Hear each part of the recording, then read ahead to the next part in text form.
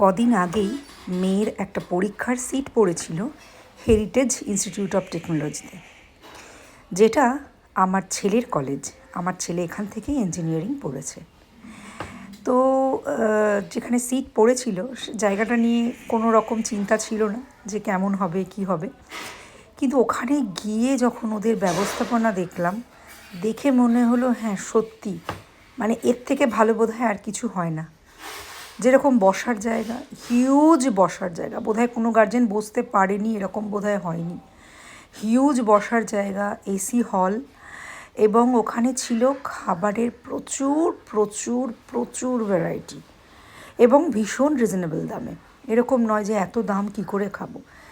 মানে আমি যদিও মিষ্টি খাইনি, কিন্তু মিষ্টির ক্লিপটা রাখলাম কেন, এত মানে ভালোভাবে ওরা এত সুন্দরভাবে পরিবেশন করছিল ব্যাপারটাকে, সেটা আমার খুব ভালো লেগেছে।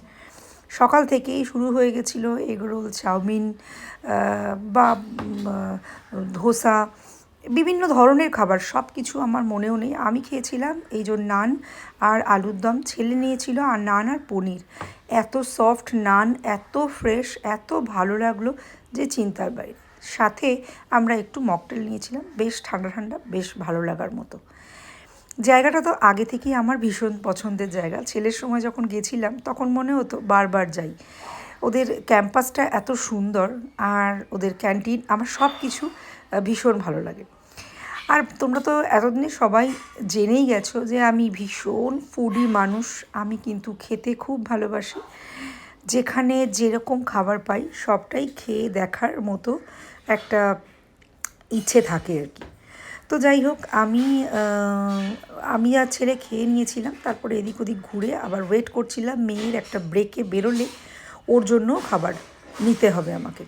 তো একটা খুব ভালো ব্যবস্থা ওরা করেছিল, কুপনটা কেটে রাখো, তারপরে যখন ব্রেক টাইম হবে তখন তো পুরো ঢল নামবে স্টুডেন্টসদের।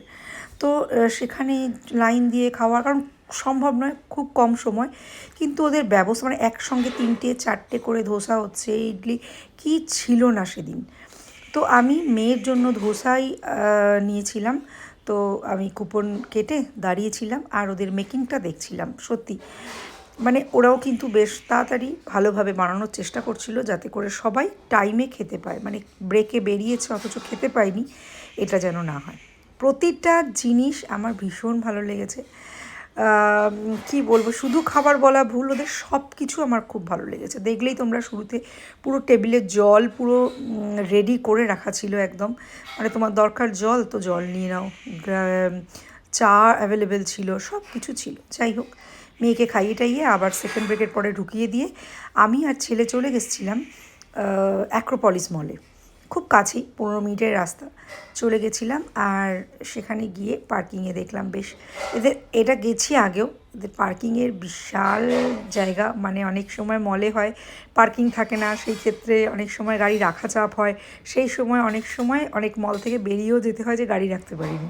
কিন্তু এখানে সেরকম কোনো অসুবিধা হতে পারে বলেই আমার মনে হয় না। যাই হোক, গাড়ি রেখে দিয়ে চলে গেলাম লিফটে করে ওপরে।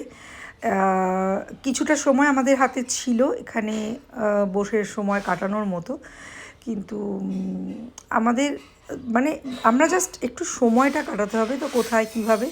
তো এখানে এসে একটা নতুন জিনিস পেয়ে গেলাম, ওয়াও কুলফি। সত্যি মানে একদম নতুন, এর আগে আমি কোথাও খাইনি। আর কুলফি, ফালুদা কুলফি এমনি আমার ভীষণ পছন্দের। তো এখানে ভ্যারাইটি দেখে তো মাথা ঘুরে গেল।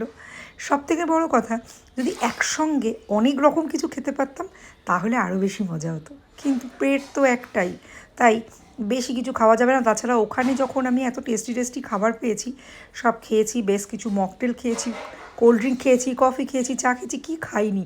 তো তারপরে এখানে অনেক কিছু খাওয়ার ইচ্ছে আর ছিল না।